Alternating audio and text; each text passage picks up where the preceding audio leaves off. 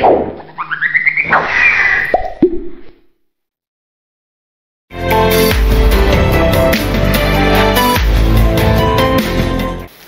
Everyone, welcome to Scholarly. विद्यार्थी मित्रांनो, scholarly मध्ये तुमचं स्वागत. आजचा आपला विषय आहे मराठी आणि 6वीच्या मराठीच्या पुस्तकातून आज आपण एक खूप सुंदर पाठ पाहणार आहोत. त्या पाठाचं नाव आहे डॉक्टर कलाम यांचे बालपण. डॉक्टर कलाम हे नाव सर्वांना परिचित आहे. डॉक्टर APJ अब्दुल कलाम हे आपल्या भारताचे माजी राष्ट्रपती होऊन गेलेले आहेत आणि एवढाच त्यांचा परिचय नाहीये तर आणखी भरपूर परिचय आपल्याला या पाठाच्या अंतर्गत होणारच आहे. तेव्हा हा व्हिडिओ शेवटपर्यंत नक्की पहा आणि असे व्हिडिओ पुढचे पाहण्यासाठी सबस्क्राइब जर तुम्ही केलं नसेल तर आत्ता सबस्क्राइब करा scholarly in as the learning या चॅनलला, आणि जर आधी सबस्क्राइब केलं असेल तर खूप खूप धन्यवाद. चला तर मग पाहूया हा पाठ, डॉक्टर कलाम यांचे बालपण. इयत्ता 6वी, विषय मराठी, तिसरा पाठ, डॉक्टर कलाम यांचे बालपण. लेखक डॉक्टर APJ अब्दुल कलाम. पाहूयात लेखकांचा परिचय. खरं तर परिचयाची गरज या नावाला नाही. डॉक्टर APJ अब्दुल कलाम यांचा जन्म 1931 साली झालेला होता आणि त्यांचा मृत्यू 2015 साली झालेला आहे. विख्यात अणुशास्त्रज्ञ, भारताचे माजी राष्ट्रपती, मनस्वी वृक्षप्रेमी, हाडाचे शिक्षक आणि बालकप्रेमी. Wings of fire, India 2020, a vision for the new millennium आणि इग्नायटेड माइंड्स इत्यादी त्यांनी लिहिलेली पुस्तके प्रसिद्ध आहेत. पद्मभूषण, पद्मविभूषण आणि भारतरत्न या पुरस्कारांनी त्यांना सन्मानित करण्यात आलेलं होतं. डॉक्टर कलाम यांच्या विंग्स ऑफ फायर या आत्मचरित्राचा माधुरी शानबाग यांनी अग्निपंख या नावाने अनुवादित केलेल्या पुस्तकातून आपल्या या पाठातील प्रसंग घेतलेले आहेत. कशाबद्दल आहे हा पाठ? प्रतिकूल परिस्थितीवर मात करत शिकण्याची जिद्द, त्यांच्या जीवनावर आई वडिलांचा पडलेला प्रभाव आणि बहीण भाऊ यांचा सहवास, यातून डॉक्टर APJ अब्दुल कलाम यांच्या बालपणीच्या जडणघडणीचे चित्रण या पाठातून केलेले आहे. पाहूयात प्रत्यक्ष पाठ. डॉक्टर कलाम यांचे बालपण. माझ्या बालपणीच्या जगात पुस्तकं म्हणजे माझ्यासाठी एक दुर्मिळ वस्तू होती. आमच्या गावात STR माणिकम नावाचे एक क्रांतिकारक राष्ट्रभक्त राहत होते. त्यांच्याकडे पुस्तकांचा बऱ्या संग्रह होता. त्यांनी मला पुस्तके वाचण्यासाठी सदैव उत्तेजन दिले. मीही मिळेल ते वाचत गेलो. पुस्तके मागण्यासाठी मी त्यांच्या घरी धाव घेत असे. विद्यार्थी मित्रांनो, या ठिकाणी आपल्याला डॉक्टर APJ अब्दुल कलाम, भारताचे माजी राष्ट्रपती, त्याचबरोबर विख्यात अणुशास्त्रज्ञ आणि मनस्वी बालकप्रेमी, लहान मुलांवर मनापासून प्रेम करणारे असे डॉक्टर कलाम यांचा एक फोटो दिसतोय आपल्याला. या पाठामध्ये त्यांच्या बालपणी त्यांच्यावर कशा पद्धतीनं संस्कार होत गेले किंवा त्यांच्या कुटुंबातील इतर सदस्यांचा कसा प्रभाव त्यांच्या जडणघडणीवर पडला याबाबतचे काही छोटे छोटे प्रसंग यांचं चित्रण या पाठामध्ये केलेलं आहे. सुरुवातीलाच लेखक सांगतात की त्यांच्या बालपणी पुस्तकं म्हणजे खरं तर एक दुर्मिळ वस्तू होती. दुर्मिळ वस्तू कशाला म्हणायचं? दुर्मिळ वस्तू म्हणजे मिळायला अवघड असणारी गोष्ट, जी सहज मिळत नाही अशी गोष्ट. पुस्तकं ही त्यांच्यासाठी त्या काळात दुर्मिळ गोष्ट होती. तरीही त्या गावामध्ये असणारे STR माणिकम नावाचे एक क्रांतिकारक राष्ट्रभक्त होते. त्यांच्याकडे पुस्तकांचा संग्रह होता आणि त्यांनी लेखकांना म्हणजेच डॉक्टर कलामांना पुस्तकं वाचण्यासाठी नेहमी उत्तेजन दिले, प्रोत्साहन दिले. मीही मिळेल ते वाचत गेलो. मुळातच वाचनाची आवड होती, त्यामुळे कलामसुद्धा त्या ठिकाणी त्यांनी जी पुस्तकं त्यांना दिली वाचायला ती सगळी त्यांनी वाचून काढली आणि पुस्तकं वाचण्याचा एक छंदच त्यांना जडला. पुस्तकं घेण्यासाठी त्यांच्या घरी ते नेहमी धाव घेत असत, म्हणजे कधीही तयार असत त्यांच्या घरी जाण्यासाठी. अशी ही एक पहिली व्यक्ती त्यांच्या जीवनातली ज्यांच्यामुळे वाचनाचा संस्कार डॉक्टर कलाम यांच्यावर झाला. त्यानंतर लेखक सांगतात, माझ्या लहानपणी शमसुद्दीन नावाच्या माझ्या एका दूरच्या भावाचा माझ्यावर बराच प्रभाव होता. रामेश्वरममध्ये येणाऱ्या वर्तमानपत्रांचा तो एकुलता एक वितरक होता. रोज सकाळच्या रेल्वेगाडीने पंबन गावाहून वृत्तपत्रांचे गठ्ठे येत. या ठिकाणी दुसरी व्यक्ती त्यांच्या जीवनावर जिचा प्रभाव होता ती म्हणजे शमसुद्दीन. शमसुद्दीन कोण होते तर डॉक्टर कलाम यांचे दूरचे भाऊ ते होते आणि रामेश्वरम या त्यांच्या गावामध्ये ते वर्तमानपत्रांचे एकुलते एक वितरक होते. वितरक म्हणजे वाटणारे. वर्तमानपत्र वाटप करण्याचं किंवा त्या ठिकाणी घरोघरी पोहोचवण्याचं ते काम करत असत. एकुलते एक म्हणजे एकटेच. त्या काळामध्ये सकाळी एक रेल्वेगाडी त्या ठिकाणी पंबन या गावाहून येत असे आणि त्या रेल्वेगाडीतून वर्तमानपत्रांचे गठ्ठे येत. गावातल्या हजारभर सुशिक्षितांच्या वाचनाची गरज भागवणाऱ्या शमसुद्दीनचा व्यवसाय म्हणजे एक खांबी तंबू होता. स्वातंत्र्याच्या चळवळीची वाटचाल ग्रामस्थांना समजणे हे महत्त्वाचे कार्य त्यातून साधत असे. कुणाला भविष्य जाणून घेण्यात रस असे तर कुणी चेन्नईच्या म्हणजेच मद्रास बाजारपेठेतले सोन्या चांदीचे भाव समजण्यासाठी उत्सुक असत. प्रत्येकाचा वर्तमानपत्र वाचण्याचा उद्देश वेगवेगळा होता. काही जी सुशिक्षित लोक गावामध्ये होती त्यांच्या वाचनाची गरज ह्या वर्तमानपत्रांमुळे भागत असे, तर स्वातंत्र्याच्या चळवळीची वाटचाल कशी चालली आहे किंवा काय काय महत्त्वाच्या घटना त्यात घडतायत ही माहिती ग्रामस्थांना त्याद्वारे समजत असे. काही लोकांना भविष्यामध्ये रस होता तर काही लोकांना त्या ठिकाणी सोन्या चांदीचे काय भाव आहेत हे जाणून घेण्यामध्ये उत्सुकता असे. काही जण असे होते ही जिज्ञासू वृत्तीनं ते हिटलर, महात्मा गांधी आणि बॅरिस्टर जिनांबद्दल गांभीर्यानं चर्चाही करत. पण झाडून सर्वजणांना पेरियार E.V. रामस्वामी यांच्या चळवळीबद्दल जाणून घेण्यात रस होता. प्रत्येकाचा उद्देश वेगळा वेगळा होता, परंतु काही जण त्यात अभ्यासूही होती. जिज्ञासू वृत्तीनं ते हिटलर, महात्मा गांधी आणि बॅरिस्टर जिना ही जी व्यक्तिमत्व आहेत त्या काळामध्ये ज्यांनी राजकारणामध्ये महत्त्वाची भूमिका बजावली जगाच्या, त्या सर्व लोकांबद्दल गांभीर्यानं चर्चाही करत असत. परंतु सर्वच जणांना मात्र E.V. रामस्वामी जे होते, पेरियार E.V. रामस्वामी यांच्या चळवळीबद्दल विशेष उत्सुकता होती. दिनमणी हे त्यावेळचे सर्वात लोकप्रिय तमिळ वर्तमानपत्र होते. विद्यार्थी मित्रांनो, हा रिकाम्या जागेसाठी प्रश्न आपल्याला येऊ शकतो. दिनमणी हे त्यावेळचे सर्वात लोकप्रिय डॅश वर्तमानपत्र होते, तमिळ वर्तमानपत्र होते किंवा त्या वर्तमानपत्राचं नावही विचारलं जाऊ शकतं. छापलेले शब्द त्यावेळी मला वाचायला येत नसत, त्यातील चित्रांकडे बघून मी समाधान मानत असे.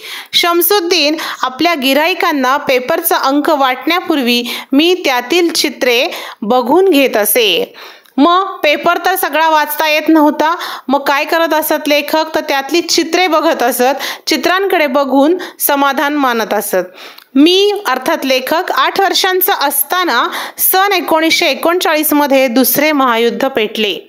काय कारण असेल ठाऊक नाही, पण त्या सुमारास बाजारात चिंचोक्यांना अचानक भरपूर मागणी आली. मी चिंचोके गोळा करून मशिदीजवळच्या एका दुकानात देत असे. लेखकांच्या बालपणीची ही एक महत्त्वाची घटना. 1939 साली आपल्याला माहिती आहे दुसरं महायुद्ध झालं होतं आणि या दुसऱ्या महायुद्धाच्या वेळेला नेमकं काय कारण असेल हे ठाऊक नाही, परंतु चिंचोके जे असतात आपले त्या चिंचोक्यांना अचानक खूपच मागणी आली, बाजारामध्ये भरपूर मागणी आली आणि म्हणून लेखक काय करत असतात, चिंचोके गोळा करून मशिदीजवळ असलेल्या एका दुकानामध्ये देत असत आणि अख्खा 1 आणा कमावत असे. त्या बदल्यात 1 आणा त्यांना मिळत असे. माझ्या वडिलांनी लाकडी नौका बांधायचा व्यवसाय करायचे ठरवले. अहमद जलालुद्दीन नावाच्या एका आमच्याच गावातल्या कंत्राटदाराबरोबर समुद्रकिनारी ते रोज काम करू लागले. या ठिकाणी तिसरी व्यक्ती जी आहे जिचा उल्लेख आलेला आहे पाठामध्ये, अहमद जलालुद्दीन, हे त्यांच्या वडिलांबरोबर नौका बांधायचा व्यवसाय करत असत. लाकडी नौका, नाव बांधायचा व्यवसाय करत असत. कंत्राटदार होते गावातले. त्यांच्यासोबत कलामांचे वडील समुद्रकिनारी रोज हे काम करू लागले. पुढे हे जे जलालुद्दीन होते त्यांनी लेखकांच्या म्हणजेच डॉक्टर कलाम यांच्या बहिणीशी विवाह केला. डॉक्टर कलाम यांच्या बहिणीचं नाव जोहरा असं होतं. माझ्या बहिणीशी जोहराशी त्यांनी विवाह केला आणि आमच्याशी नाते जोडले. जलालुद्दीन मला युद्धाच्या कथा सांगत असे आणि मला मग दिनमणीच्या शीर्षकातून मी त्या शोधत राही. आता युद्ध बाहेर सुरू आहे. प्रत्यक्ष ते युद्धाचा गावाशी तसा संपर्क येत नाही, परंतु दुरून का होईना काही परिणाम त्या ठिकाणी होत असतात. लोकांमध्ये चर्चा चालतात आणि मग त्या कथा ज्या आहेत युद्धाच्या त्या खूप उत्सुकतेनं सांगितल्या जातात, ऐकल्या जातात.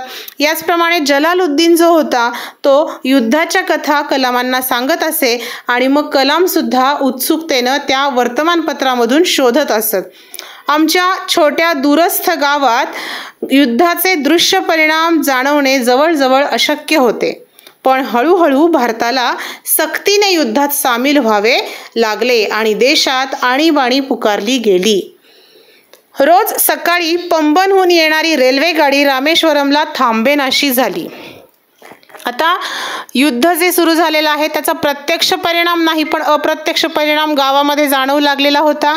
तो पहिला परिणाम काय होता तर पंबन या गावाहून येणारी जी रेल्वे होती ती त्या रामेश्वरमला थांबायची बंद झाली. ज्या रेल्वेतून वर्तमानपत्राचे गठ्ठे येत ती रेल्वे त्या ठिकाणी थांबणं बंद झालं आणि मग चालत्या रेल्वेगाडीतून वर्तमानपत्रांचे गठ्ठे रामेश्वरम ते धनुष्कोडी दरम्यान खाली फेकले जात. रामेश्वरम जसं हे एक ठिकाण आहे तसंच धनुष्कोडी हे दुसरं ठिकाण आहे. या दोन्ही गावांच्या मध्ये ते गठ्ठे फेकले जात. हे गठ्ठे गोळा करण्यासाठी शमसुद्दीनला कोणीतरी मदतनीस हवा होता. माझ्यापेक्षा दुसरा योग्य उमेदवार त्याला कुठून मिळणार?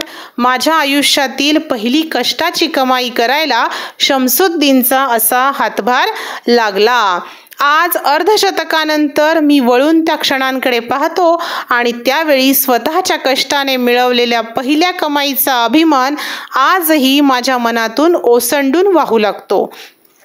या ठिकाणी शमसुद्दीन जो होता त्यांचा दूरचा भाऊ, जो वर्तमानपत्रांचा एकुलता एक वितरक होता, त्याचा व्यवसाय म्हणजे एक खांबी तंबू होता असं म्हटले. एक खांबी तंबू म्हणजे काय तर सर्व कामं जी होती ती त्यालाच करावी लागत होती. त्याला मदतीला दुसरं कोणीही नव्हतं. ज्या वेळेला दुसरं महायुद्ध सुरू झालं त्याचे काही परिणाम जे झाले आपल्या देशामध्ये त्यातला एक परिणाम यांच्या गावामध्ये जो जाणवला तो म्हणजे रेल्वे थांबणं बंद झालं. रेल्वे थांबणं बंद झालं त्यामुळं वर्तमानपत्र उतरून घ्यायला पुरेसा वेळ नसायचा. ते गठ्ठे चालत्या गाडीतून फेकले जायचे. आता या ठिकाणी शमसुद्दीन जो होता तो एकटाच होता त्यामुळे त्याला हे गठ्ठे गोळा करण्यासाठी कोणीतरी मदतनीस हवा होता. अशा वेळेला त्यानं कलामांची निवड या कामासाठी केली आणि कष्टाची पहिली कमाई मिळवण्यासाठी कलाम म्हणतात शमसुद्दीनचा मला अशा प्रकारे हातभार लागला. कधी कधी थोडक्यात उत्तरांसाठी हा प्रश्न येऊ शकतो. डॉक्टर कलाम यांना बालपणी कष्टाची पहिली कमाई मिळवण्यासाठी कोणाचा हातभार लागला आणि कसा हातभार लागला? तर आपल्याला हे उत्तर त्या ठिकाणी सविस्तर लिहावं लागेल. आणि लेखक सांगतात अर्धशतकानंतर जेव्हा मी वळून त्या क्षणांकडे पाहतो त्यावेळी कष्टाने मिळवलेल्या पहिल्या कमाईचा अभिमान आजही माझ्या मनातून ओसंडून वाहू लागतो. खरोखर आपल्या कष्टाची पहिली कमाई जी असते मग ती कितीही रुपये का असे ना त्याचा अभिमान तो काही वेगळाच असतो. त्याचा आनंद खूप वेगळा असतो. त्यानंतर लेखकांच्या जीवनामध्ये ज्यांचा विशेष प्रभाव होता, ज्यांनी संस्कार केले ते त्यांचे वडील. माझ्या वडिलांकडून मी प्रामाणिकपणा आणि स्वयंशिस्त शिकलो. तर आईने मला चांगल्यावर विश्वास ठेवण्याची आंतरिक शक्ती दिली, दयाळू वृत्ती दिली.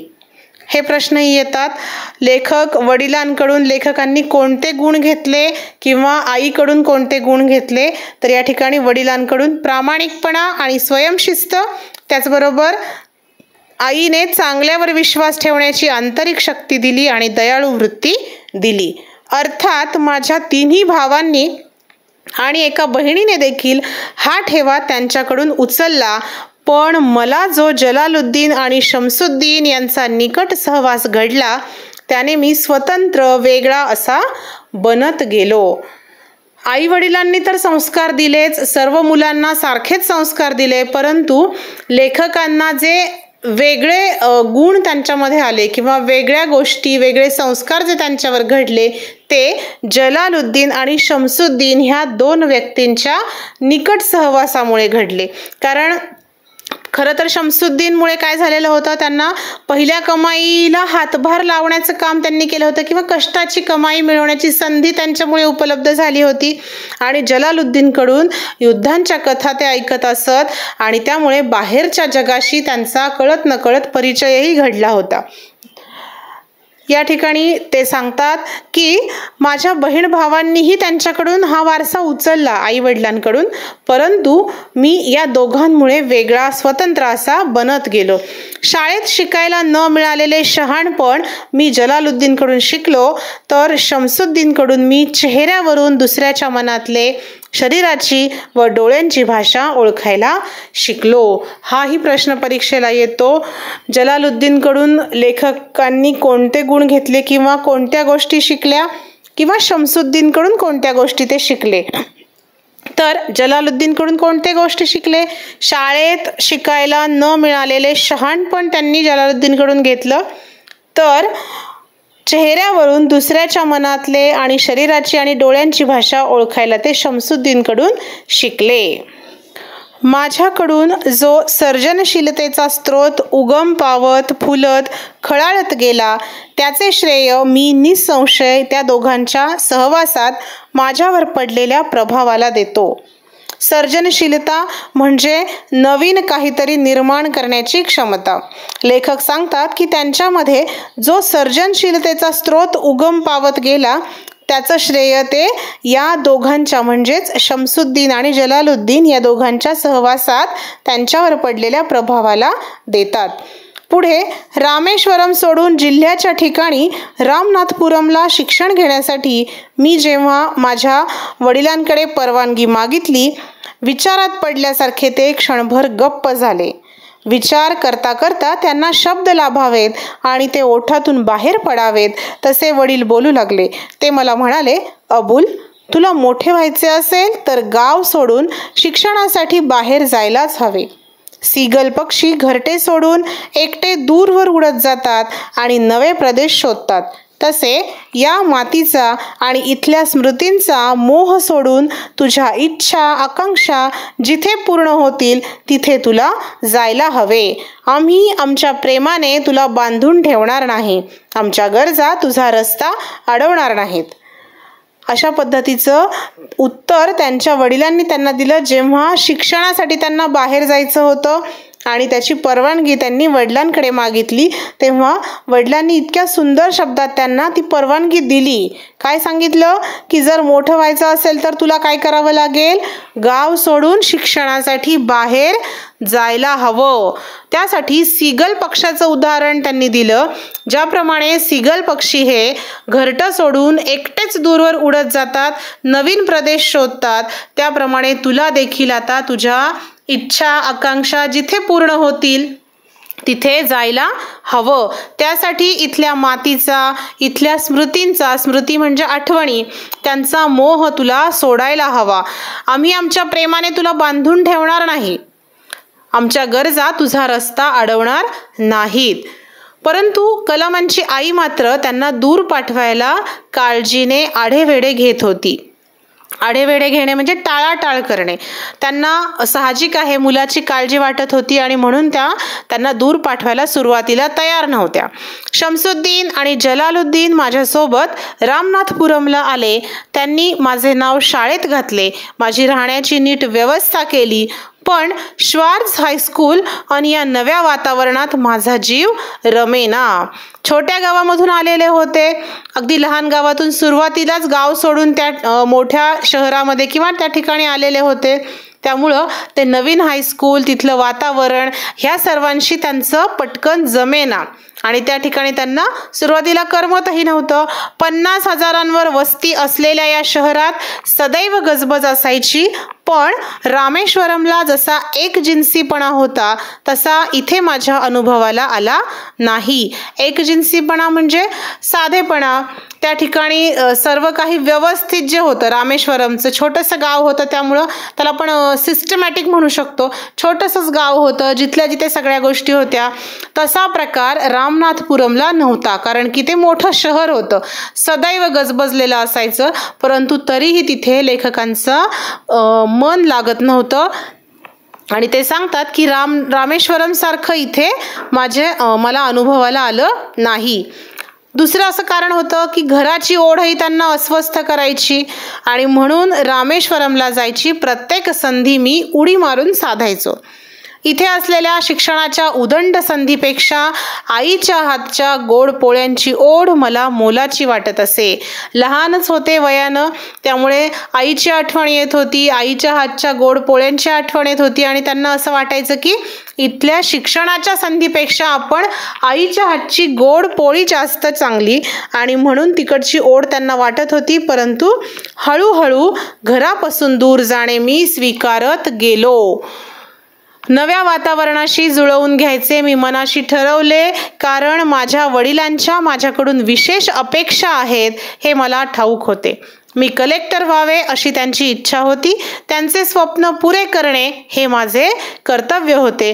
त्यासाठी रामेश्वरममध्ये वाटणारी सुरक्षितता, तिथले प्रेमळ वातावरण यांचा त्याग करणे मला भाग होते. सुरुवातीला जरी त्या ठिकाणी त्यांचं मन लागत नव्हतं, करमत नव्हतं, परंतु वातावरणाशी हळूहळू ते जुळवून घेऊ लागले. कारण आपल्या वडिलांची काय स्वप्न आहेत, आपल्याबद्दल काय अपेक्षा आहेत हे त्यांनी लक्षात घेतलं. सुरुवातीलाच वडिलांनी सांगितलेलं होतं की तुला जर मोठं व्हायचं असेल तर तुला इथल्या मातीचा मोह सोडून देता आला पाहिजे, तुला दूर गेलं पाहिजे, तरच तुझ्या इच्छा, आकांक्षा आणि स्वप्न पूर्ण होतील. कलेक्टर व्हावं अशी त्यांची इच्छा होती. लेखकांनी किंवा डॉक्टर कलाम यांनी कलेक्टर व्हावं अशी त्यांच्या वडिलांची इच्छा होती आणि त्यांचं स्वप्न पूर्ण करणं हे माझं कर्तव्य होतं असं लेखक म्हणतात. की त्यांची तर इच्छा होतीच, पण ती पूर्ण करणं हे माझं कर्तव्य होतं. त्यामुळे त्यांनी काय केलं, रामनाथपुरम सारख्या नवीन शहरामध्ये देखील स्वतःशी त्या शहराशी त्यांनी जुळवून घेतलं स्वतःला. रामेश्वरममध्ये वाटणारी सुरक्षितता आणि प्रेमळ वातावरण याचा त्यागही त्यांनी करायचं ठरवलं, ज्यामुळे त्यांना काय करता आलं असतं, त्या शिक्षणामध्ये त्यांना रस निर्माण झाला असता आणि वडिलांचं स्वप्न पूर्ण करणं सहज सोपं झालं असतं. तर अशा या छोट्या छोट्या प्रसंगातून आपल्याला डॉक्टर कलाम यांचं बालपण कळतं. बालपणी त्यांच्यावर कशा पद्धतीनं संस्कार होत गेले हे देखील लक्षात येतं आणि त्यांच्या जीवनामध्ये ज्या ज्या व्यक्तींनी प्रभाव टाकला त्यांचा देखील आपल्याला परिचय या पाठातून होतो. तर असा होता हा पाठ आपला डॉक्टर कलाम यांचे बालपण. विद्यार्थी मित्रांनो, तुम्हाला आजचा हा व्हिडिओ कसा वाटला हे आम्हाला कमेंट्स करून नक्की कळवा आणि येणारे व्हिडिओज पाहण्यासाठी आजच सबस्क्राईब करा स्कॉलरली एनहान्स द लर्निंग या चॅनलला. तोपर्यंत take care and bye bye.